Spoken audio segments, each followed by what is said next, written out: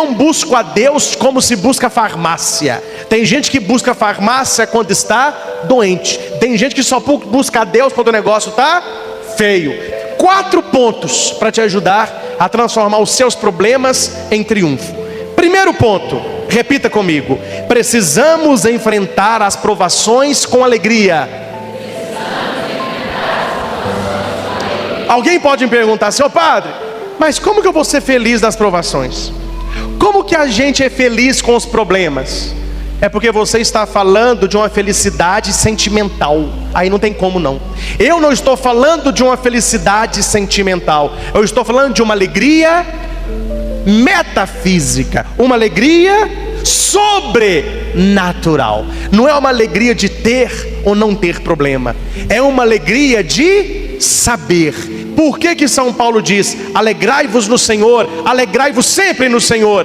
Porque esta alegria é saber que o Senhor está sempre comigo. E venha problema, venha doença, venha tempestade, aconteça até o que a gente acha que é o pior, eu tenho que acreditar: Deus está comigo.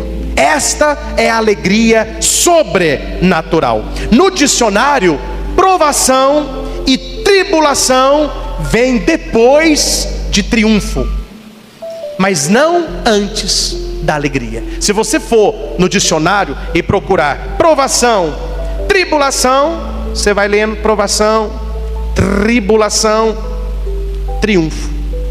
Mas antes do triunfo, o que está escrito no dicionário? Alegria. Antes do triunfo, tenha um coração alegre. Padre, como que eu tenho essa alegria? Porque eu não tenho essa alegria não. Quando vem na minha vida um problema, a primeira coisa que eu faço é chorar, é ficar triste. Então o que está faltando não é alegria. O que está faltando é a consciência de que Deus está comigo. Consciência de quê? Segundo, as provações são variadas. Qual que é o segundo ponto? Tem muitas provações, nem uma não, problema tem muito. Eu fui pesquisar e vi que a palavra várias provações, ela vem do grego poikilos, que significa diversas cores. Então as provações, elas são multicoloridas. Tem provação que é preto, tem que você fala: nossa, o negócio tá preto. Tem provação que é rosa choque, você fala: ixi, meu Deus do céu. Tem provação que é vermelha, tem provação que muda de cor. Você viu, Moisés enfrentou a provação, que cor? Vermelho. Mar, vermelho. Tem gente que fala assim: quem dera que o meu mar tivesse vermelho, a cor aqui, o negócio é roxo. Mas se as provações são variadas, eu pesquisei e encontrei em 1 Pedro 4,10 que a graça de Deus, ela é multiforme. E a raiz da palavra multiforme, que é várias, também é poikilos. Ou seja, para cada provação, uma graça específica. Repita isso. Por que tem gente que se perde com os problemas? Pode falar a verdade? Pode? Não vai achar ruim com o padre então não. Tem gente que se perde nos problemas porque só procura Deus nos problemas. Aí a pessoa está perdida entre saciar o problema e encontrar a solução do problema. Não, eu não preciso ter problema para ter do meu lado a solução no momento do problema. Eu não busco a Deus como se busca farmácia. Tem gente que busca farmácia quando está doente. Tem gente que só busca a Deus quando o negócio está feio. Então aí fica um pouco difícil você saber que existe uma graça para cada problema. Porque quando a sua vida não tem problema, você não busca a graça. A graça de Deus, ela tem que ser buscada o ano inteiro, para que quando vier o problema, você saiba qual a graça que Deus já te concedeu para enfrentar o problema. Por isso que é muito bonito a missa, quando a pessoa vem: padre, hoje eu vim para agradecer, hoje eu vim para louvar, hoje eu vim para pedir, hoje eu vim para sentir a presença de Deus. É como um banco, você vai guardando, você vai acumulando. Na hora que o problema vem, você sabe aonde buscar. Tem uma historinha boba, mas que ilustra o que eu estou falando. Tinha uma família que combinou que todo dia eles colocariam R$1 no porquinho, e esse dinheiro seria a férias de julho. 5 pessoas por dia, R$5. Aí a primeira pessoa pensou: se eu não colocar R$1 hoje, pelo menos tem 4. Já dá um bom passeio daqui a 6 meses. Não colocou. O outro pensou a mesma coisa, não colocou. Quando chegou em julho, que eles quebraram um pouquinho, tinha uma pindaíba, que não dava nem para passagem de ida. Não colocou. Na hora de buscar, não encontrou. A mesma coisa acontece com Deus. Na hora do amor, na hora da alegria, na hora da festa, na hora da saúde, deposite em Deus, para que no momento da tristeza você possa buscar, porque o cofrinho estará cheio. Tem gente que só procura Deus no problema e o cofrinho está vazio. Deus sabe o que está fazendo em nossa vida. Ele é um pintor, Ele quer que o nosso rosto lembre Jesus Cristo. Terceiro ponto: as provações são passageiras. Repita. Está escrito na leitura que a palavra passardes tem o sentido de assalto. Alguém aqui já foi avisado? Eu sou ladrão, amanhã eu vou te assaltar. Falou? 4h15 eu estou chegando. Ninguém é bobo de falar isso, senão você vai trancar a casa, vai chamar a polícia, vai arrumar a garrafa. Não é assim? O assalto ele acontece quando você... A palavra passardes tem um sentido de assalto. Isso indica que as provações vêm sobre nós sem avisar. Eu quero até hoje, na hora do banho, eu estava até rezando e louvando a Deus, que ano passado, esta missa da família, não sei se vocês têm a memória assim, eu tenho porque eu não tenho memória boa, mas eu lembrei disso. Não teve missa da família, foi um ministro que celebrou. Vocês lembram ou não? Porque eu estava lá em casa, passando um mal, 39 de febre, suando, eles querendo me internar, eu não querendo ser internado, os médicos vindo, aí na quinta de manhã, não teve escapatória, eles me internaram, e eu lá da casa paroquial, escutando vocês cantando, falei: oh meu Deus do céu, gente, essa leitura caiu para mim igual luvas. A tribulação, ela passa. É só você estar com Deus. Os dias vão passando, a tribulação ela passa junto. Porque a leitura está escrito isso aqui, É motivo de grande alegria o fato de passarem por provação. A provação ela vem, mas ela passa. Cristo disse: no mundo tereis tribulações. João 16:33. É Jesus que diz: você vai passar por problemas. O verdadeiro problema não está na razão de algumas pessoas piedosas, humildes e de fé sofrerem. O que me assusta é quando alguém diz que não sofre. Não, padre, eu nunca sofri nada, eu não sofro nada. Peraí, mas que mundo você vive? O que você tem feito da sua vida? Porque problema todo mundo tem, a não ser que a pessoa não viva nesse mundo, ela é uma alienada. Então alienado ele não vê problemas. Eu não vou dizer o nome da atriz, como a pregação é gravada, pode ser que a pessoa depois, isso vai me dar problema. Mas tem uma pessoa muito famosa no Brasil, uma mulher, que ela já deu uma entrevista falando isso: eu vivo no mundo da fantasia, eu não assisto jornal, eu não me interesso às mazelas do mundo, eu vivo na minha casa, com meu parque de diversão, com o meu cachorro, com meus amigos, com os seguranças que me protegem para ninguém entrar aqui. Aqui dentro é o meu mundo da fantasia. Então eu não quero saber das mazelas do mundo, eu não tenho problema. Quer dizer, nesse caso, ela própria está falando: eu resolvi ser uma alienada, não me interessa o que o mundo está passando, desde que eu não passe. Como tem muito dinheiro, ela criou então um mundo de fantasias, e ela vive ali dentro, então ela desconhece como que o mundo real acontece. A não ser que você esteja nessa situação, o mundo tem muito problema. O Salmo 30, versículo 5 me diz: o choro pode durar uma noite, mas a alegria vem de manhã. Viajo bastante de avião. No início aquele medo, a gente acostuma, né? De vez em quando eu estou lá puxando o sono.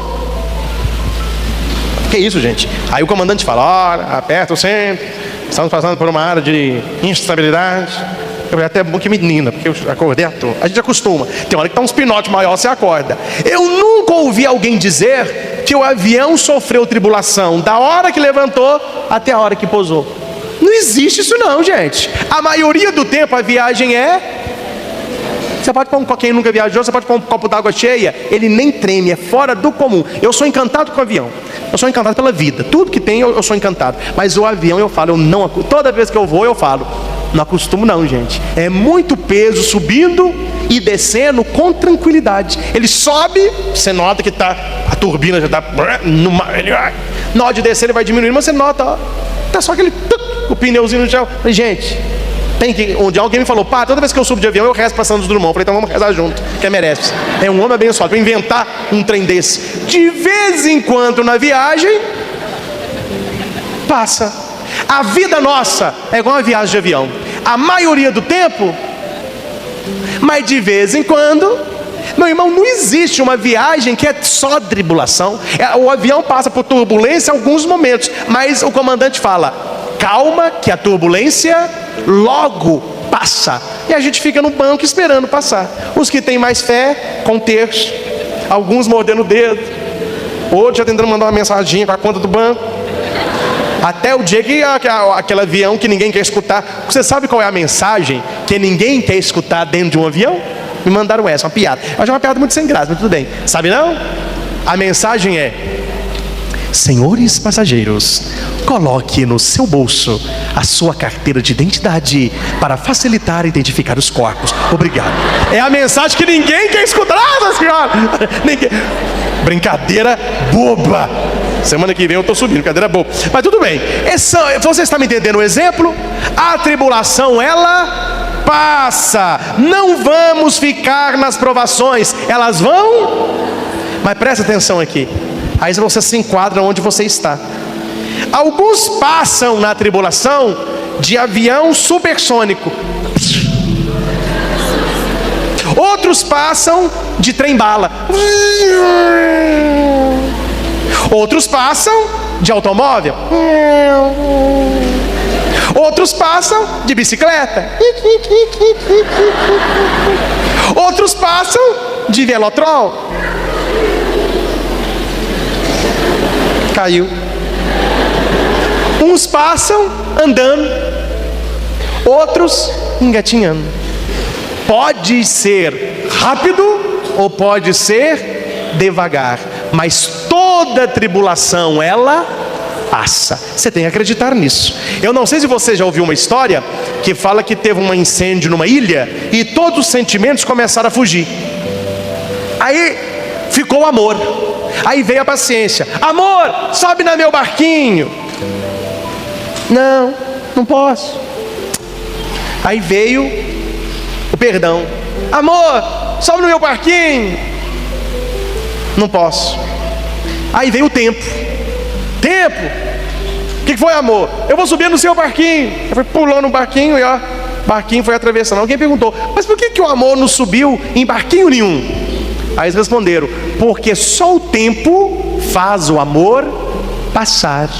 Quando você perde um grande amor, seja amigo, seja um parente que falece, seja alguém que muda da cidade, seja um relacionamento que terminou, o tempo ele está a seu favor. A saudade fica eternamente, a lembrança desta pessoa fica para sempre, mas aquela dor do início, o tempo ele vai descastando essa dor. Passa um tempo, eu não vou falar um nome, né? Porque certos exemplos é bom de estar falando um nome, mas eu tenho um exemplo que eu podia mostrar a pessoa. É uma mãe que perdeu uma menina no ano passado, no início do ano, foi ali para fevereiro, março, muita dor, a família com muita dor, mas o tempo foi passando. Quando você vai na casa dela, tem retrato da menina, tem lá algumas coisinhas que ela guardou da filha, a maioria, né, foi doada, mas na missa da virada, a mãe estava aqui, e o pai estava aqui, fazendo uma festa danada, jogando balão, pegando estrelinha, feliz ano novo.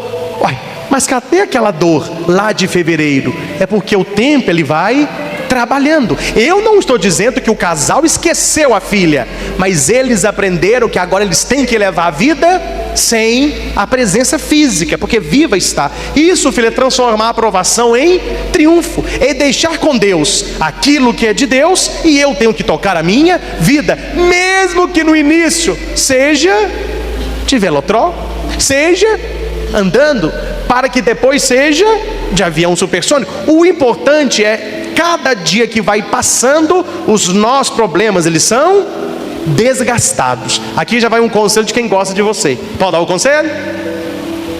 Problema não é dinheiro. Você guarda é dinheiro. Problema você tem que resolver. Sabe por quê?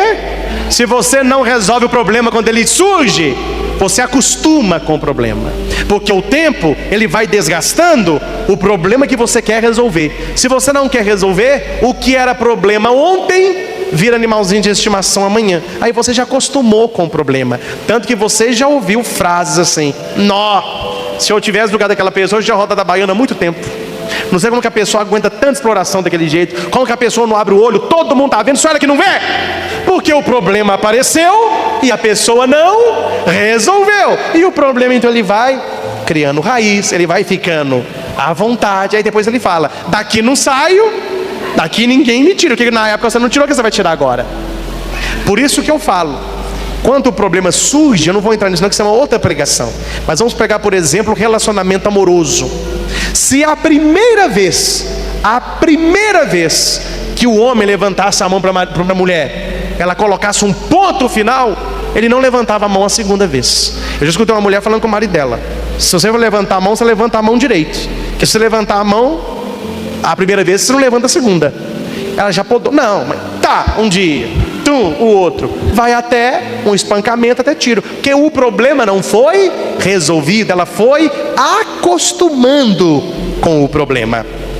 Meus irmãos, o cristão, ele passa pelo deserto, mas ele não mora no deserto. Jesus foi para o deserto, sofreu as tentações, venceu as tentações e saiu do deserto vitorioso. Se você não está no deserto, um dia você estará. Isto não me interessa se você está ou não está. O que me interessa é como você quer sair do deserto. Se você vai sair um perdedor ou se você vai sair um vencedor. O cristão passa pelo deserto, mas ele não mora no deserto. Morar no deserto é acostumar com o problema.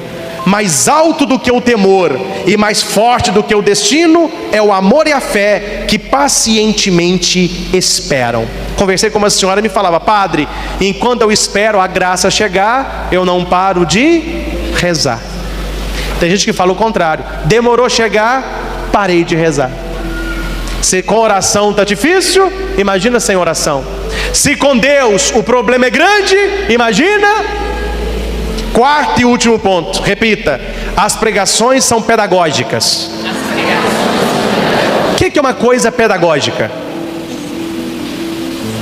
Isso, uma coisa que me ensina. Os problemas que eu passo, eles me ensinam. Tem dois tipos de problema. Primeiro problema, os que eu não busquei. Segundo problema, os que eu busquei. Os que eu não busquei, eu tenho que me tornar mais forte, para que eu saia do problema melhor do que o problema me encontrou. Eu tenho que aprender a trabalhar o problema. E não queira ser um cristão problemático polvo. Sabe o que significa isso? Você já viu polvo? Quantos tentáculos ele tem? 8. Tem gente que na família acha bonito ser o polvo da família. Ah, padre, porque lá em casa todo problema sou eu. Eles vêm para mim. Então eu pego o problema dos tios, eu pego o problema dos filhos, eu pego o problema dos colegas de trabalho, eu pego o problema dos vizinhos. Tem gente, não é assim?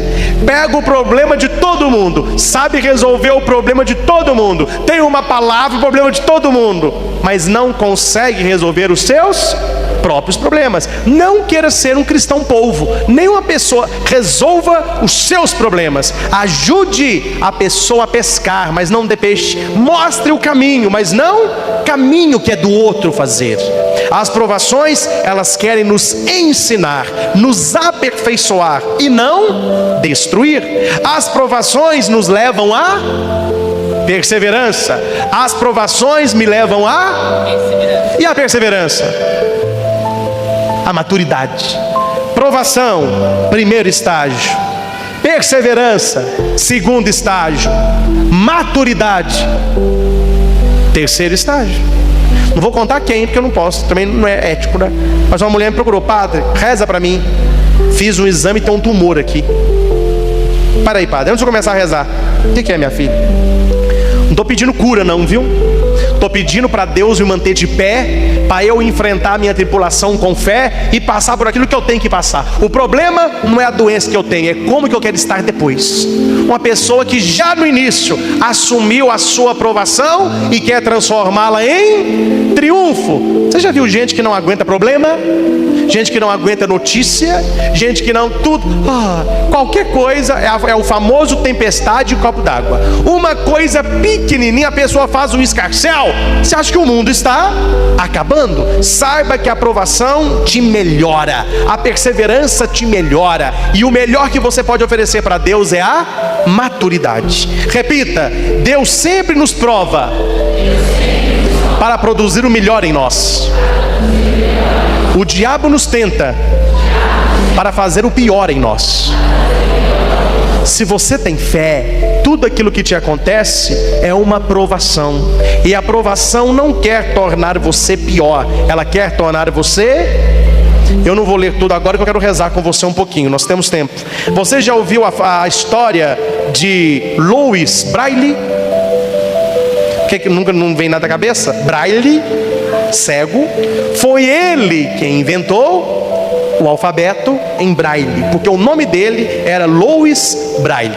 A história me conta que ele nasceu dia 4 de janeiro de 1809, na França, 40 quilômetros de Paris. Seu pai, Simon Braille, fabricava arreio e sela, e ele brincava muito lá com o pai. Quando ele tinha 3 anos, ele pegou uma correia que tinha um ferro na ponta, ele rodou a correia passou no pescoço, rodou, voltou e pegou seu olho esquerdo. Aquela época muito sem recurso, deu uma infecção no olho esquerdo que passou também para o direito, e ele ficou cego. Quando ele tinha os seus 7 anos, o padre local com os pais colocaram ele na escola. Falou: não, mesmo cego ele tem que estudar. E lá na aula ele só pegava as coisas de ouvido. Foi líder da classe, tão esperto que ele era. Ele podia ser o coitadinho, né? Tadinho, é o cego, tadinho, olha lá, não vê nada. Não, ele era o líder. Tão esperto ele foi, que com 10 anos eles deram para ele uma bolsa no Instituto Real de Jovens Cegos de Paris, para ele aprender a dominar o mundo sem ver. O fundador do instituto, Valetin, foi um dos primeiros a criar um programa para ensinar os cegos a ler. Como que ele fazia? Na hora de imprimir os livros, ele imprimia as letras maiores em alto relevo. Aí o cego punha o dedo, R, E, Ré, acento, Ré. Automóvel. Entendeu como que era? Era o alfabeto nosso, só que ele era impresso em letra com relevo. Então a pessoa lia muito devagar.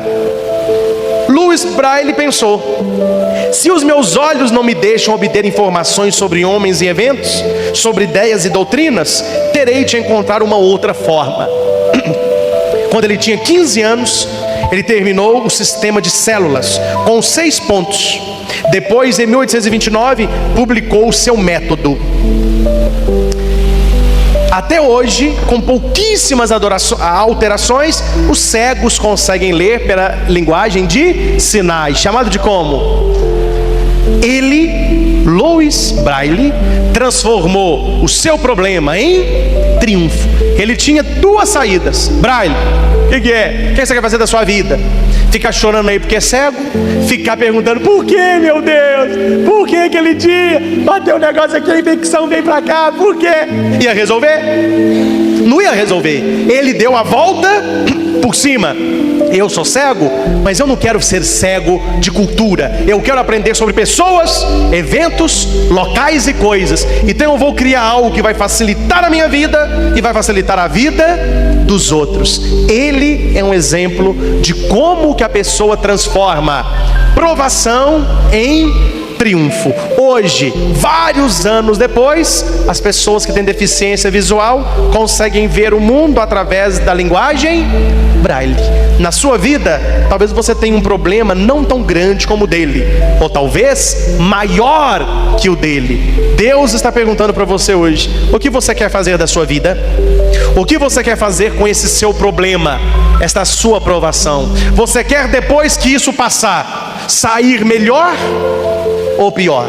Você quer se mostrar ao mundo uma pessoa vitoriosa ou uma pessoa derrotada? Olhando a sua vida hoje, você está num sentimento de desespero, de paralisia ou de motivação? Olhando o problema que você enfrenta, você quer perder ou vencer? Seja um vencedor. Descubra no link da descrição. As pessoas reclamam que não tem muita fé. Aí você vai ver o que ela está alimentando a mente dela. Ela fica alimentando a mente dela com série de Netflix, uma atrás da outra. Ela fica alimentando a mente dela lendo tudo que é porcaria. Aí pergunte à pessoa: você tem 5 minutos para ler a Bíblia? Não. Tem nada contra série de televisão, mas olha o tempo que dura um episódio. 45, 50, tem uns que é 1h30. A pessoa todo dia está lá, ó. Esta pessoa que reclama que não tem fé, pergunte se ela tem 10 minutos para oração. Não tem. A fé, ou ela está aumentando, ou ela está diminuindo. A fé, ela não é algo que para. Ela não é uma realidade estagnada. Ela está em movimento. O crer é um movimento. Então é preciso se perguntar, nos perguntarmos, como anda a minha vida de fé? A minha fé, ela está aumentando a cada dia. Eu vejo na minha vida os sinais da fé, ou eu noto que a minha fé está diminuindo, a minha espiritualidade está diminuindo? O evangelho de hoje, tudo que Jesus diz é através deste pedido que os discípulos lhe fizeram: aumenta a nossa fé. Notem, os apóstolos disseram ao Senhor: aumenta a nossa fé. É uma oração que nós podemos fazer sempre e devemos fazer sempre. Senhor, eu creio em vós, mas aumentai a nossa fé. Senhor, eu creio, aumenta a minha fé. Rezar isso sempre, porque a fé é dom e conquista, é dom de Deus, mas deve ser cultivada por nós. Um exemplo simples, mas que ilustra muito bem o que seja esse cultivo da fé, é como se você não tivesse ainda um vaso com uma bela planta, e você pede: Senhor, conceda-me fé, e o Senhor te dá então um vaso com a planta. É um presente, é um presente, é uma graça, mas agora que você recebeu, o que você tem que fazer? Cuidar. A nossa fé, quando ela é descuidada, quando nós não temos cuidado, ela vai diminuindo e vai comprometendo toda a nossa espiritualidade. A própria palavra que Lucas usa no seu evangelho é a palavra que Paulo usa nas suas cartas. Fé, do grego, é pistis, que é mais do que algo intelectual, é algo do coração. Tanto que a palavra crer, ela vem da palavra latina credere, que significa cor dare. São duas palavrinhas em latim. Cor dare. Juntou as duas, deu credere, que deu crer. O que é cor? Vem de cordis, coração. Dare, entregar. Então, quando eu entrego o meu coração, quando eu confio, eu tenho fé. Quando a minha fé, e aqui nós vamos chamar de crença, ela é no nível intelectual, nós chamamos de acreditar. Eu acredito em Deus. Outra coisa diferente, eu creio em Deus. Para ficar claro para todos, para você que nos acompanha sempre anotando, isso é muito importante. O diabo, ele acredita em Deus, mas ele não crê em Deus. Então note que não é a mesma coisa. Acreditar é algo intelectual, é a certeza de que existe. A fé não é apenas a certeza de que existe, é entregar a nossa vida e confiar naquele que existe. Então, quando eles pedem ao Senhor, aumenta a nossa fé, é como se eles pedissem: Senhor, aumenta a nossa confiança, aumenta a nossa entrega, aumenta o nosso comprometimento contigo. Nós não queremos apenas saber, nós queremos viver. É algo muito diferente. Então repita comigo: nem todo aquele que acredita, crê. Nem todo aquele que acredita, crê. Todo aquele que crê, também acredita. Todo aquele que crê também acredita. Questão lógica, né, gente? Como que você vai confiar em alguém se você não acredita que aquela pessoa exista? Mas é possível, e muitos têm, a existência de um Deus, mas eu não me comprometo com Ele. Eu acredito em Deus, mas eu não confio, eu não me entrego. E é justamente isso que os discípulos vão pedir ao Senhor. E notem que eles não pedem muitas coisas. Eles não pedem muitas coisas. Eles pedem uma coisa: fé. Uma coisa. E é exatamente isso que Jesus também nos pede. Uma coisa. Leia os milagres de Jesus. Muitos deles, quando há o diálogo, Jesus vai dizer: não temas, crê somente. Não tenha medo, tenha fé. Quando Pedro afundava no mar, por que você teve medo? Não seja um incrédulo, seja um homem de fé. Quando Jesus aparece para o discípulo que queria ver, Tomé, aparece para Tomé: você viu porque você creu porque me viu. Felizes os que vão acreditar em mim sem ter me visto. O que o Senhor está pedindo à igreja e a nós? Fé. E os discípulos pedem fé. O que a leitura está nos passando, meus caros? Nós precisamos colocar os primeiros nas primícias. Há uma ordem das coisas na nossa vida. Quando essa ordem, ela sai e vira uma desordem, nós pagamos um preço muito caro. E na nossa vida cristã, nós que somos cristãos, nós precisamos sempre aumentar a nossa fé. E a palavra, e aqui eu já dou uma dica para todos: como, padre? Como eu posso aumentar a minha fé? São vários os caminhos. Você pode aumentar a sua fé tendo uma vida de oração, e não é uma oração apenas de domingo, uma oração diária. Leitura da palavra de Deus, leituras espirituais da vida dos santos, leitura e estudo do catecismo da Igreja Católica, a devoção do Santo Terço, ocupar a sua mente com as coisas do alto, ocupar a sua mente com as coisas de Deus, porque o intelecto, ele haverá de mover o ser. O intelecto haverá de mover o ser. A gente vive conforme a gente pensa. E quem não vive conforme pensa, acaba pensando conforme vive.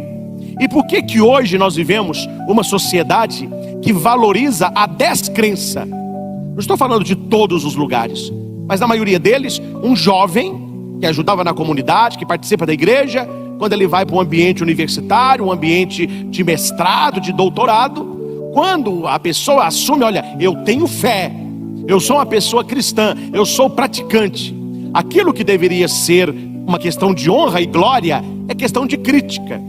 Isso aí é bobo. Isso aí, pessoal lá do interior de Minas, é bobo. É pessoa que reza, pessoa que tem fé. É quem tem fé não é inteligente, não. Você é bobo. Você não venceu isso ainda, não?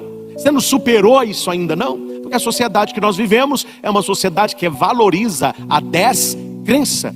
Se você vê muitos artistas, muitos filmes, muitas situações que são hoje badaladas, são todas contrárias à fé.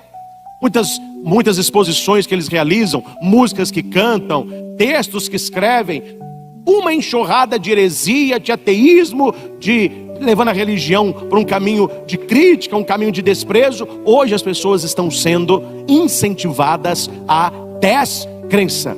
E nós somos incentivados pela palavra do Senhor a termos mais fé e alimentar a nossa fé.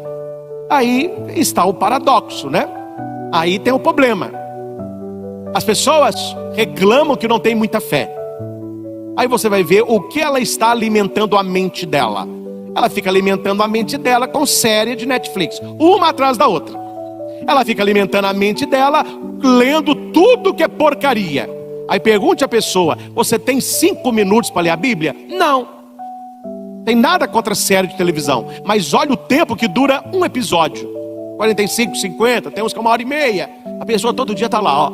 Esta pessoa que reclama que não tem fé, pergunte se ela tem 10 minutos para oração. Não tem.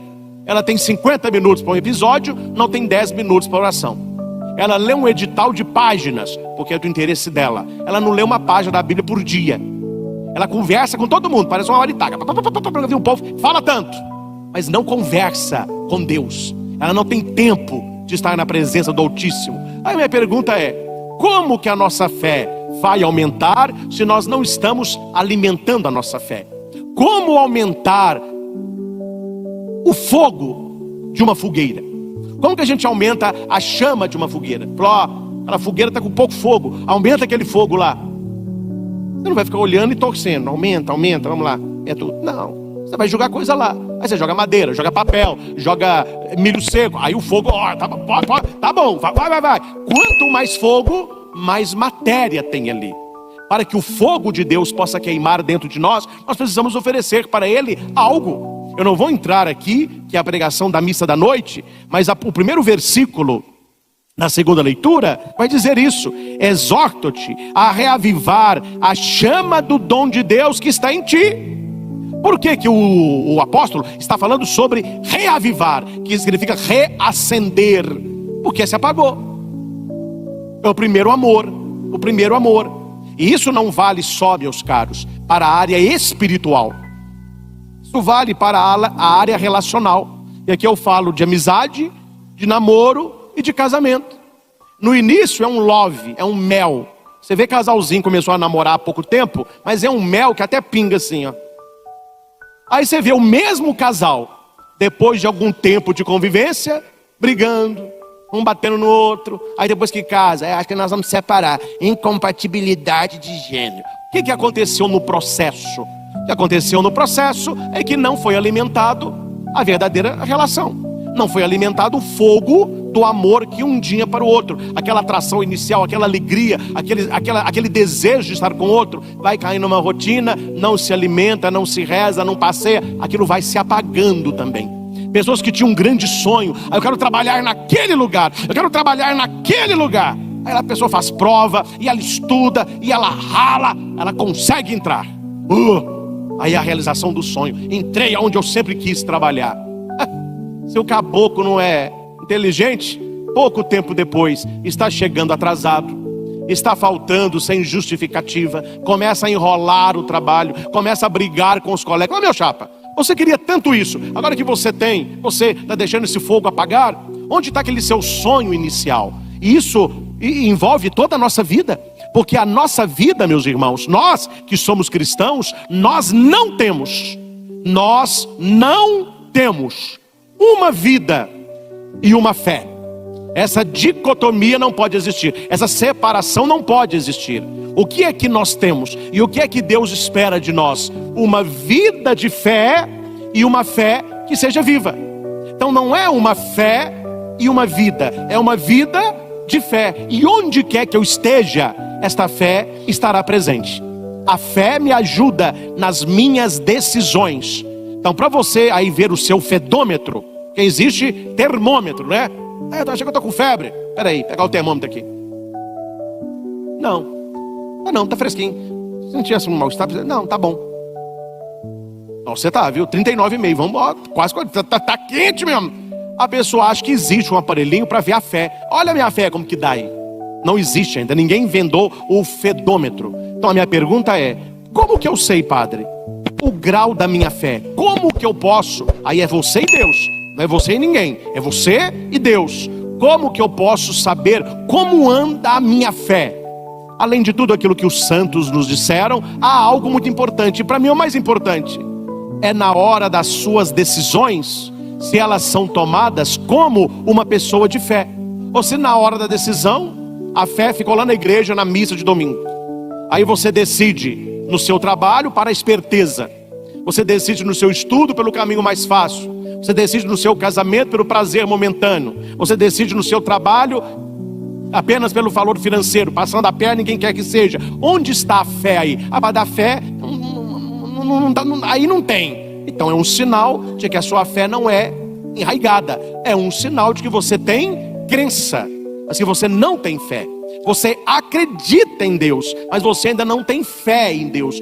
Então repita aí, qual é a diferença? A diferença é assim: eu acredito em Deus, acredito piamente em Deus. Esse mundo aqui não surgiu do nada. Eu acredito em Deus, mas eu sou esperto, que é o mundo dos espertos. Então se eu puder passar a perna, eu passo mesmo. Se a minha mulher não sabe, eu adultero mesmo. O bom é o prazer, o importante é o dinheiro. Se eu consigo pegar mais e roubar, não tem problema nenhum. E como que está o seu Deus? Não, mas eu acredito em Deus. Acredita mesmo. Só que o acreditar, ele não muda o coração. O acreditar, ele não define atitudes. O acreditar, ele não influi nas suas escolhas. É apenas algo intelectual. Eu acredito neste castiçal, eu acredito nesta vela, eu acredito que aqui tem um fogo, mas o que isso influenciou na minha vida? Nada. Eu acredito está aqui. E o que significa a fé? A fé, uma ilustração, se na sua casa não tivesse luz e você levasse este castiçal para que na noite fosse a luz que ilumina a sua família. E você tinha que alimentar este fogo, cuidar, aí você saiu daquilo que é acreditar para a fé. Isso te ilumina, você tem relacionamento com este fogo, ele te traz uma comodidade, você entende, essa é a diferença. Por isso que nós falamos que o diabo, ele acredita, mas ele não tem fé.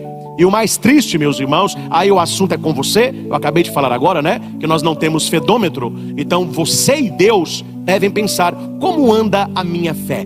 Eu sou uma pessoa que acredita em Deus, ou eu sou uma pessoa que tenho fé? Eu já me entreguei a Ele.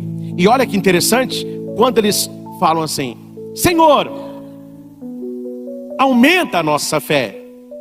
Jesus poderia dizer, tá bom, na hora certa eu vou aumentar, não é agora não. Ou então, tá bom, vou fazer uma oração sobre vocês, eu vou aumentar essa fé. Não, com o passar do tempo essa fé aumenta. Jesus ele vai contar duas parábolas, duas historinhas que vêm deste pedido, Senhor, aumenta a nossa fé. A primeira história, ele fala sobre o grão de mostarda, que é o menor grão de todos. E ele vai dizer assim, se vós tivesseis fé, mesmo pequena, então repita comigo, mesmo pequena, a fé é poderosa. A fé é poderosa. Então note que Jesus não está oferecendo para eles fé, mas está falando, se vocês tivessem fé, do tamanho de um grãozinho de mostarda, para nós é uma comparação um pouco estranha, mas para eles entendiam claramente o tamaninho de um grão de mostarda, é a menor das sementes. Se você tivesse fé desse tamaninho, você diria a amoreira. No original é o sicômoro. Por que Jesus cita esta planta? Porque muitas árvores não tinham lei para plantar. Você podia plantar onde você quisesse. Quando era o sicômoro, no caso aqui se diz amoreira, havia um estudo. E até os sábios diziam, não plante em qualquer lugar a amoreira. Não plante em qualquer lugar o sicômoro. Se tem uma nascente de água, ele vai puxar essa água. Se tem um poço, as raízes vão quebrar e vão, então tem que ser. Por que eles sabiam disso? Porque é uma árvore que tem raízes profundas, grossas e para o lado. É uma árvore que uma vez plantada, não se arranca com facilidade. Então, plantou aqui, vai ficar aqui. Não tem como tirar essa planta do lugar. Então Jesus vai dizer, se você tivesse fé, você diria a esta moreira, diria, arranca-te daqui e planta-te ao mar, e ela te obedeceria. Aqui já tem dois milagres aí. Primeiro é arrancar a moreira, que ninguém consegue arrancar. Naquela época não tinha os equipamentos que nós temos hoje. Ninguém arranca. E outra, eu quero fazer uma pergunta aos senhores. Se você já viu em algum lugar, quem já foi à praia, se você já viu alguma árvore plantada no mar. Como que se planta uma árvore no mar? É algo? Isso, impossível. Então Jesus está aqui falando o quê? Numa linguagem bíblica. Pela fé, você vai ver o impossível na sua vida. Em outras palavras, a fé realiza milagre. Se você vê uma moreira arrancada e plantada no mar, você só vai falar assim, isso é um milagre. Porque lá, é isso que Jesus está falando. A nossa fé, por menor que seja, ela faz o milagre acontecer. Aqui não é uma linguagem literal. Então para eu ver se eu tenho fé, eu vou ter que falar, árvore, arranca daqui e planta lá. Você vai ficar a vida toda falando isso, a árvore não vai nem mexer. E se mexer é vento. Não é isso que o Senhor está falando. Aqui é a questão do impossível, a questão do milagre. E qual é esta amoreira, este sicômoro, que a minha fé fará arrancar de um lugar e para o outro? É a descrença. Muitas vezes a descrença no coração do homem é como este pé de amoreira. Uma vez que a pessoa começa a diminuir a sua fé, ela tem uma vida de descrente. Essa descrença vai criando raízes no coração, para baixo e para o lado. Aí depois, meu caro, para arrancar isso aí não é fácil. É por isso que esta história está baseada na fé. Nós precisamos aprimorar a nossa fé. Nós precisamos aprofundar a nossa fé. É sobre isso que vai falar a primeira leitura. Porque muitas pessoas, na hora do problema, ela perde a fé. É claro, meus irmãos, nós somos humanos, e o humano funciona assim mesmo. A hora que vem aquela notícia, vem aquele baque. Ai, meu Deus, aí você tá aquela... Mas depois do baque, depois que a água acalma, é preciso que a fé sustente. Vai dar certo, porque eu tenho fé, eu creio em Deus, Ele está comigo. Porque o problema, ele leva a dois caminhos. Ele leva a descrença, e a descrença é porque ele teve dúvida. Só que o problema para aquele que tem fé, ele funciona como fortificante. Depois do problema, a pessoa é mais forte. Tudo eu posso, eu sou forte, porque Ele me fortaleceu. Como? Através da minha fé, provando a minha fé, me colocando no fogo, me colocando à prova, e eu saí melhor.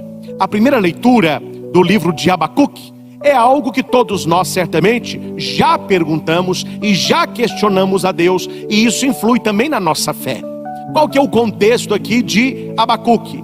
Ele está olhando para a sociedade, ele está vendo um caos.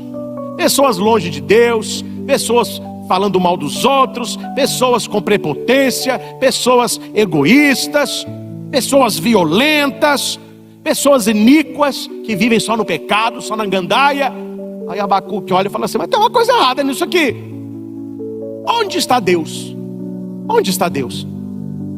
Será que Deus não está vendo essa bagunça que está esse mundo? Aí a primeira leitura, quem quiser acompanhar, Abacuque vai rezar assim. É uma oração de Abacuque. Senhor, então ele está rezando: até quando clamarei sem me atenderes? Até quando devo gritar a ti violência sem me socorreres? Por que me fazes ver iniquidades quando tu mesmo fez a maldade? Destruições e prepotência estão à minha frente. Reina a discussão, surge a discórdia. E Abacuque no capítulo 1 e alguns versículos do capítulo 2. O que Abacuque, que é um profeta, ele está orando a Deus? Deus é cego, Deus é surdo, Deus é mudo. Deus não está vendo o que está acontecendo, Deus não está ouvindo o que as pessoas andam dizendo, Deus não tem uma palavra para esta situação. Meus irmãos, aquilo que Abacuque sentiu, eu tenho certeza que é aquilo que muitas vezes nós também sentimos. Nós que temos um problema, nós que passamos por uma dificuldade, uma situação na nossa vida que nos faz sofrer, alguém que nós amamos que está sofrendo, um desemprego, um problema financeiro, um problema com filho, um problema de casamento, um problema na família, e você ali está rezando. Oh meu Deus, você não está me vendo não? Você não está me vendo não? Até quando? Ele pergunta duas vezes. Até quando? Por quê? Até quando eu vou enfrentar esse problema? E por que esse problema bateu na minha porta? Aquilo que Abacuque pergunta, nós com certeza já perguntamos. Quando nós estivemos num problema, numa situação, e nós não entendemos o motivo, nós não entendemos por que Deus não me atende, por que Deus não me ouve, por que Deus não me socorre. A leitura muda no capítulo 2. No capítulo 1, nós lemos o versículo 2 e 3. Até quando? Por quê? No capítulo 2, aquele que parecia mudo e ausente e cego, ele está presente, ele ouviu a oração, ele vê o que está acontecendo e ele tem uma palavra. Deus respondeu a Abacuque. Se Deus respondeu a Abacuque, Ele haverá de nos responder também. Mas aqui, meus irmãos, há uma pergunta. Por que há pessoas que não ouvem a Deus? Por que há pessoas que não conseguem ouvir a Deus? Porque elas fecharam o coração. Não se ouve a Deus por aqui, se ouve a Deus por aqui. Por aqui é acreditar, por aqui é intelecto, aqui é fé. Então se ouve a Deus no coração. Há pessoas que acham estranho Agora, eu acho estranho que as pessoas achem isso estranho. Quando eu digo assim, eu estava orando e Deus me disse isso, Deus me deu tal palavra, Deus me mostrou tal... Ai, padre, mas Deus anda falando com o senhor? Porque não fala com você não? O seu Deus é mudo? O seu é cego? O seu é o capítulo 1 de Abacuque? Aí eu não ouço a Deus, Deus não me fala nada, Deus não me mostra nada, eu nem sei se Deus está aqui. Não, a questão não é Deus, a questão é aqui, porque Deus está presente, e Deus, Ele sempre fala.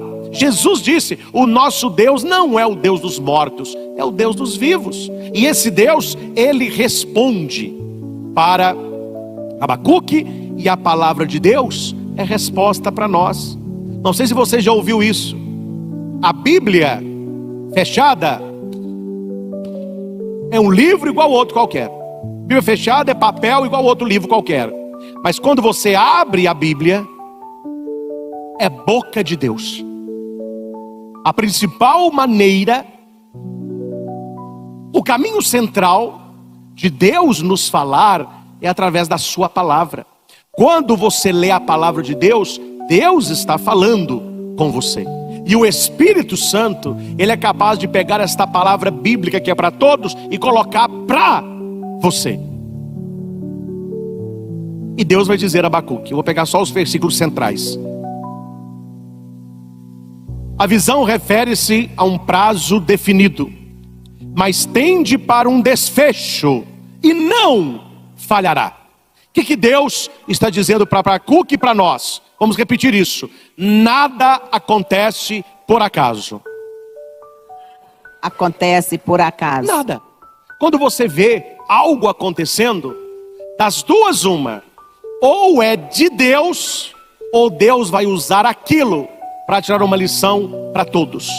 Então Deus está falando para Abacuque, olha, tudo isso que você está reclamando, vai ter um desfecho, tem fim. Isso não é para a vida toda não, isso vai ter o fim, e a minha palavra não falhará. Aí ele dá um conselho para Abacuque, para mim e para você.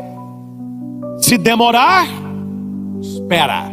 Se demorar, espera. Se demorar, espera. Esta espera é paciência. E na Bíblia só tem paciência aquele que tem fé. Porque aquele que tem fé, ele não espera, ele espera no Senhor. Essa é a diferença. Esperar é uma coisa, esperar no Senhor é outra coisa. Certa vez, lá na nossa Aparecida, quando terminou a missa da família, era seco de Jericó. Aí o pessoal foi lá colocar o pedido na arca, tinha barraquinha, etc. Aí depois o pessoal foi embora, eu fiquei ali arrumando algumas coisas. Quando eu estava indo para a casa paroquial, tinha um homem, um rapaz jovem, no ponto de ônibus assim, ó. Eu falei com ele, o que você está fazendo aí? Ele falou, ó, eu estou esperando o ônibus. Aí eu falei, mas que hora que é um ônibus? Ele falou assim, olha, eu não sei nem se tem ônibus. Deixa eu aqui ver o que eu vou fazer. A espera dele tem um problema aí. Entendam isso. A espera dele tem uma dúvida. Qual é a dúvida? Se tem ou não tem. Se vem ou não vem. Não adianta você ficar esperando as coisas acontecerem, pensando se vai ou se não vai. Aquele que espera no Senhor, vai no tempo dele, do jeito dele, na hora dele, mas vai. Então a espera, acima de toda a esperança, é a fé que nos concede. Uma pessoa que não tem fé, ela é impaciente, ela não tem paciência, ela não sabe esperar, ela acha que Deus não está fazendo nada, porque a pessoa acha que Deus está demorando, e nós já sabemos a frase, Deus não demora, Deus capricha, para aquele que espera no Senhor. Ah, pá, não estou esperando, não aconteceu nada, daí que não vinha tanto, estou esperando até hoje, é que você só esperou, vai continuar esperando. Nós precisamos esperar no Senhor, confiar no Senhor, depositar nele a nossa felicidade, a nossa esperança, o sentido da nossa vida. Aí ele vai acrescentar coisas, ele vai acrescentar pessoas, ele vai acrescentar situações. Buscai em primeiro lugar o reino de Deus e sua justiça. Por que muitas pessoas andam buscando a Deus? Ah, padre, eu estou buscando a Deus que eu estou desempregado. eu preciso trabalhar. Estou buscando a Deus que eu tenho uma prova, e eu não posso ser reprovado nesta prova, não. Eu estou buscando a Deus que eu estou numa carência só, eu preciso de alguém. Aí a pessoa fica buscando a Deus. Eu falei isso quando eu contei a história do papagaio. E Deus conhece o coração da pessoa. Basta a pessoa passar na prova, conseguir o trabalho, começou um relacionamento, ela some da presença de Deus, porque ela não queria Deus, ela queria coisas de Deus. Então essa pessoa espera. Quando você espera no Senhor, você quer Deus. E quando você sabe que já tem a Deus, Ele lhe concederá o trabalho, a aprovação, uma pessoa legal para a sua vida, etc. Mas o início do processo é o Senhor. Esperar no Senhor, porque você já o tem. Se demorar, espera. Repita comigo: a hora de Deus vai chegar. A hora de Deus vai chegar. Guarde uma coisa muito importante: Deus tem um tempo que não é o nosso tempo. O seu tempo e o meu funcionam de um jeito, Deus funciona de um outro. Padre, minha oração não está valendo. Eu estou rezando há uma semana, até agora nada. Falei, meu filho, o que é uma semana no tempo de Deus? Eu não sei, padre. Pergunta para a mãe de Santo Agostinho. Pergunta para Santa Mônica. Pergunte para Abraão. Pergunte para Ana, mãe de Samuel. Pergunte para esses. Pergunte para Santa Teresinha de Lisieux como que funciona o tempo de Deus. Pergunte, quando você estiver lá no céu, para Carlo Acutis, tão jovem, e o tempo para nós tão curto.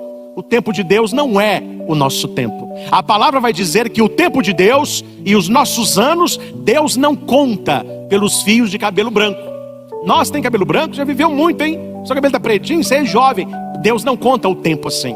Ah, essa criancinha vive pouco tempo, ela viveu pouco tempo. Esse homem que está com mais de 100 anos, viveu demais. Deus não conta o tempo assim. Deus tem o seu tempo. E quando você rezar, coloque na sua cabeça uma coisa: duas coisas que nós usamos demais, Deus não tem.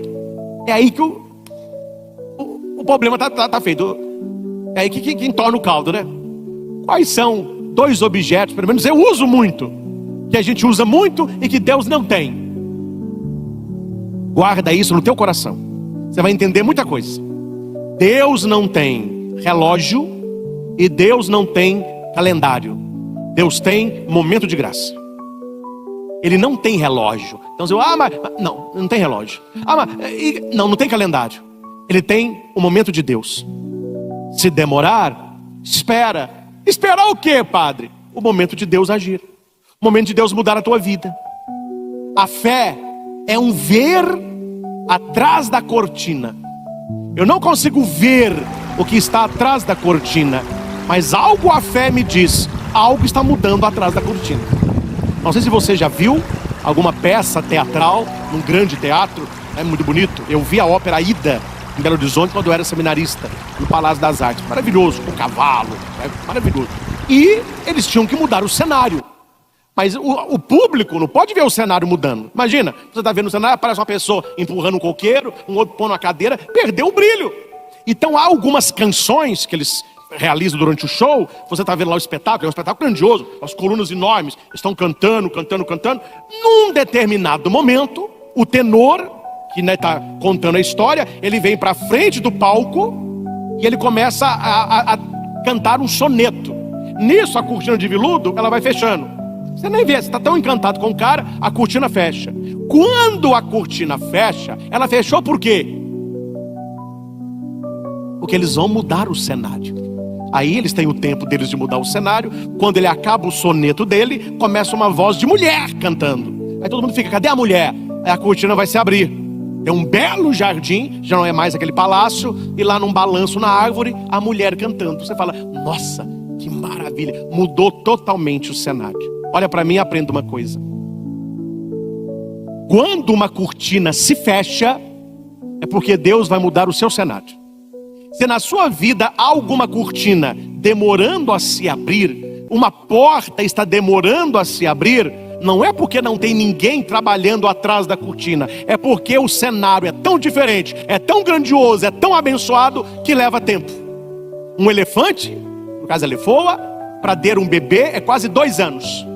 Tem animal pequenininho que tá parindo, elefante tá lá esperando, ó. Aí eu falo, você não tá grávida é nada, viu? Eu já parei não sei quanto, você não pariu nenhum ainda? É, meu filho, tá demorando. Mas quando nascer, você vai saber, viu? Que nasce grande. Quando nascer, meu filho, o pé dele vai fazer a floresta tremer. E o barulho dele vai fazer os animais correrem. Graça que demora, graça maior. Tá demorando, meu irmão? Espera. Espera, mas espera no Senhor. Espera celebrando missa.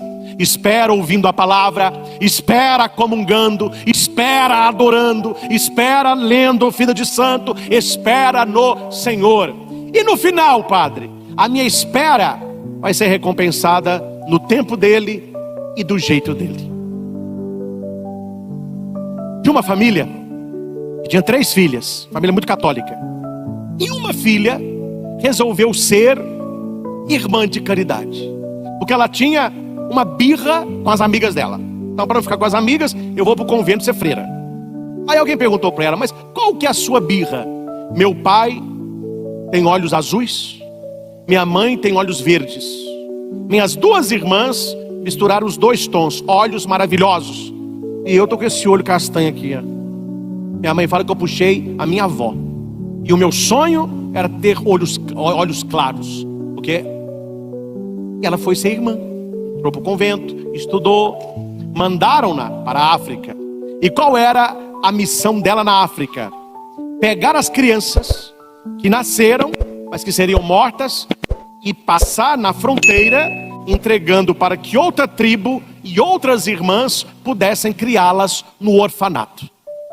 E quando ela estava bem velhinha, que não dava conta mais de salvar criança nenhuma, fizeram para ela uma grande homenagem e disseram para ela assim: irmã, nós não sabemos quantas crianças a senhora conseguiu salvar.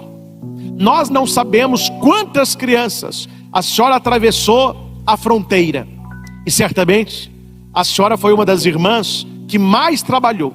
Nós temos muitas irmãs aqui da Europa, muitas americanas, e a maioria das nossas irmãs tem uma pele mais clara e tem olhos claros. Mas não há africano com olho claro. Então, quando a senhora tirava a sua roupa de irmã e se vestia de uma mulher africana, e a senhora podia passar na barreira com a criança, era Deus trabalhando na sua vida. Irmã, se a senhora tivesse olhos claros, a senhora não teria salvado criança alguma. No fim da vida, ela entendeu o motivo daquilo na vida dela. Nada acontece por acaso. Está demorando? Espera, Deus vai te responder. O nosso Deus não é o Deus da dúvida, é o Deus da clareza. Tudo tem um motivo, tudo tem uma razão. E como que eu compreendo tudo isso, Padre? Talvez não vamos compreender tudo isso, mas a fé me faz acreditar. A cortina se fechou, mas o cenário vai mudar. Se demorar, espera, pois ele virá com certeza e não tardará. Quem não é correto vai morrer após a morte física, mas o justo viverá por sua fé. Olha a fé de novo. Aquilo que os discípulos pedem a Jesus já está lá na boca de Abacuque. Gente, viva pela fé. Viva pela fé. Viva colocando o pé, e depois Deus vai colocar o chão. Aquele que tem fé, ele vê o impossível, ele realiza o inimaginável, ele concretiza o inatingível, porque ele vive no sobrenatural. Há pessoas que vivem no natural, e há pessoas que vivem no sobrenatural. Por mais que nós vemos hoje o mundo um caos, porque as coisas não estão bem, principalmente na parte moral, você vê um caos, você precisa olhar para esse caos com fé. Deus não tardará. Deus está vendo, Deus está ouvindo, Deus tem uma palavra também para tudo isso. Eu acredito que um dia o cenário haverá de mudar, mas até lá é preciso manter a fé. E por último, que é o mais tranquilo aqui de se explicar, é a segunda parábola. E para você entender a parábola, nós temos que voltar ao grego, porque me desculpem, mas a tradução, pelo menos a mim, não me agrada, porque eles traduzem aqui por empregado. Há outras traduções que traduzem por servo. Mas no grego não está falando nem de empregado e nem de servo. Porque quando nós lemos essa parábola de Jesus e fala empregado, o que você já lembra? Direito trabalhista. Mas como assim? Eu sou empregado, eu vou ser tratado de qualquer jeito? Eu trabalhei o dia todo, quando chega tem que servir o cara ainda, e nem o obrigado ele diz, esse cara Não, é porque não é empregado. Porque o empregado, ele tem direito ao salário. O servo, ele tem direito a descanso. Então não é servo e não é empregado. É o quê? Escravo sem valor. A palavra que se usa no texto original, a parábola original de Jesus, ele vai dizer que se alguém tem um escravo sem valor, que trabalha... Aí você entendeu tudo. Escravo não tem vontade. O escravo foi comprado. Se você compra, me desculpe aqui a comparação, se você compra uma vaca, você vai ficar se sucumbindo à vontade da vaca? Ô, malhada, hoje você quer ir para onde? Então vai para lá hoje. Hoje você quer dar leite ou não? Então hoje não precisa. É assim que a gente trata uma vaca? Coitadinha da vaca. A vaca não tem vontade nenhuma. Ela acorda, já põe ela no pasto, tira leite, põe para um lado, põe para o outro. Tem gente que vai matar para comer o filé. Quer dizer, a vaca, coitadinha, ela foi comprada. E uma vez que eu compro uma vaca, eu faço com ela o que eu quero. A vaca é minha. O escravo, ele não está fazendo favor ali. Ele foi comprado. Então você entende a segunda leitura. Você entende a segunda parábola. Quem é esse dono? Quem é esse proprietário? É o Pai, é Deus. Quem é o escravo sem valor? Nós. E Ele nos comprou com o quê? Com o sangue do seu Filho. Então Jesus está falando, se nós obedecermos os mandamentos de Deus, acha que Deus vai falar para você assim: parabéns, Padre Christian, tá maravilhoso, você cumpriu meus mandamentos, Deus abençoe você? Não, é obrigação isso. É um imperativo. Porque a escolha do bem e do mal foi roubada das mãos de Deus. Quem nos diz o que é certo e o que é errado não é a nossa consciência, é Deus.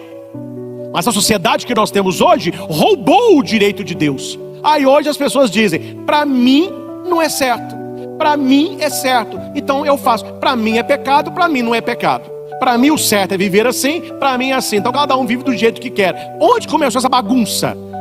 Lá no Gênesis, lá no paraíso, quando Deus disse: não coma, coma todas, não coma. Deus é o Senhor do sim e do não. Isso pode, isso não pode. Aí a serpente, que é o diabo, fez com que Eva e Adão comessem. E qual é o nome da árvore? Qual que é o nome da árvore? Do fruto proibido. Qual que é o nome da árvore? A árvore do... Isso, conhece mesmo. A árvore do... Isso, a árvore do bem e do mal. Aí você está entendendo agora. Deus disse: você pode comer de qualquer coisa, desta não. Por quê? Porque cabe ao Criador dizer para a criatura, para os escravos sem valor, o que é bom e o que é mal, o que pode e o que não pode. O que o ser humano fez? E dá. Toma, Adão. Então o ser humano hoje subiu num pedestal que não é dele. Então hoje você vê vidas totalmente diferentes. Por quê? Para mim não é pecado, para mim é certo.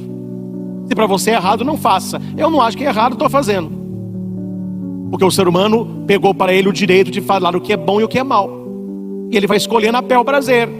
Para você beber é ruim? Não beba, para mim não é errado, estou bebendo.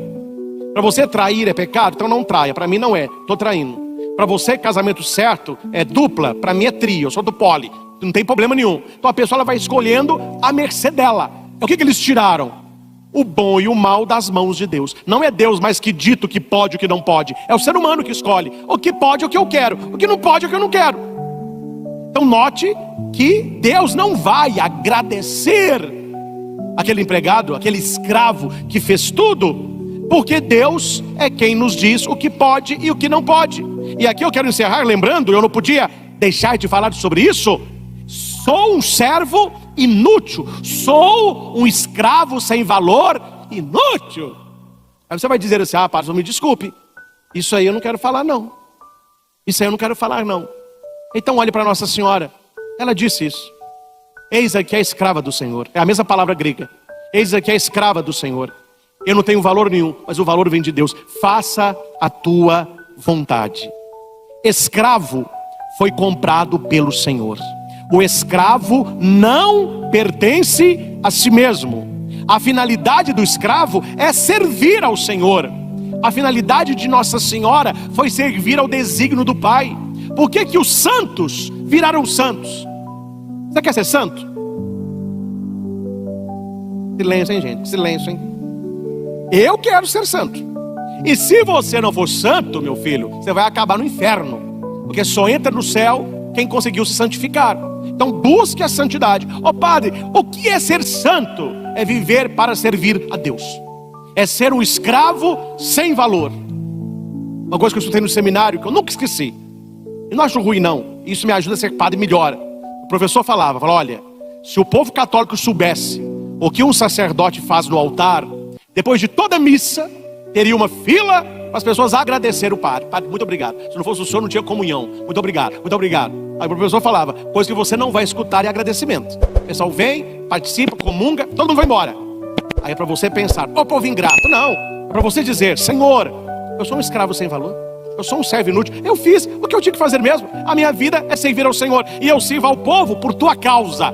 No altar, a minha vida, corpo entregue, sangue derramado. A gente não gosta de escutar muito isso, que as pessoas hoje querem.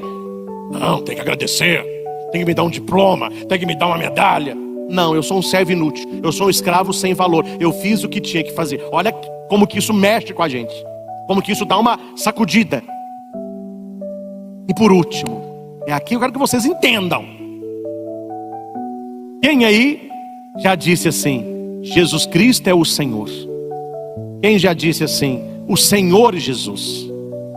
Você está entendendo agora o que significa falar que Ele é o Senhor. Ele nos comprou. E nós somos escravos sem valor dele.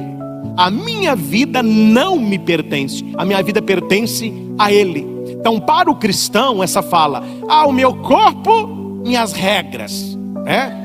As feministas abortivas, elas gostam disso. Meu corpo, minhas regras. Com a minha vida eu faço o que eu quero. Nós sabemos, eles não sabem, nós sabemos. A nossa vida não nos pertence.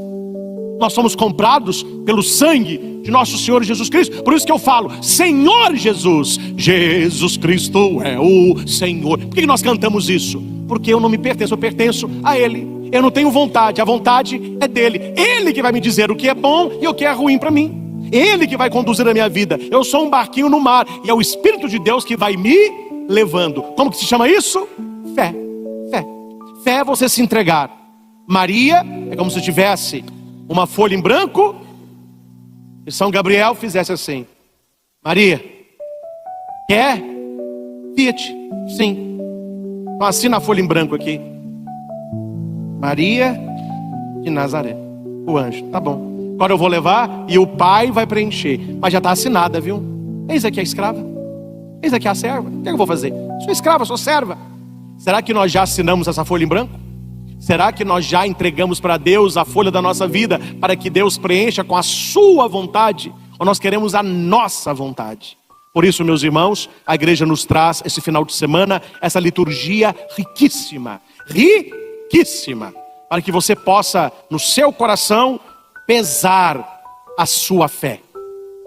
A oração eucarística quarta, ela vai dizer assim, para que o Padre reze pelos mortos: acolhei, Senhor, no vosso reino os nossos irmãos e irmãs falecidos, cuja fé só vós conhecestes. Ninguém aqui conhece a minha fé. Eu não conheço a fé de ninguém aqui. E não tem como. Quem é que conhece a nossa verdade? Deus.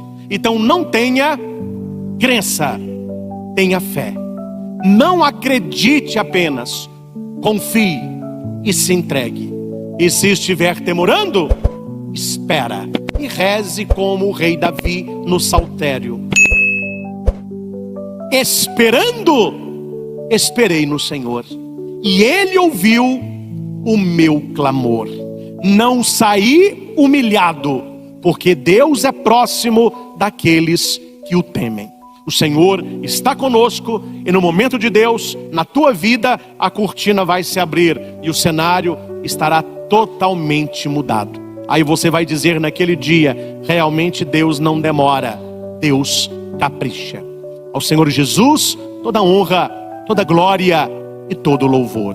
Louvado seja nosso Senhor Jesus Cristo. Para sempre seja louvado. Deixe o seu comentário de tudo aquilo que o padre disse nessa pregação. O que caiu ao seu coração? O que Deus está falando com você? Dê o seu like, o seu joinha. Isso ajuda muito o YouTube a enviar esta pregação para tantas outras pessoas. Se você não é inscrito no canal, inscreva-se agora.